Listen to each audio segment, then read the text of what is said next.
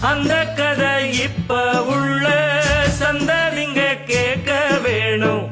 நம்முயிர்க்கு மேலே மானமறியாதே, மானம் இழந்தாலே வாழத் தெரியாதே.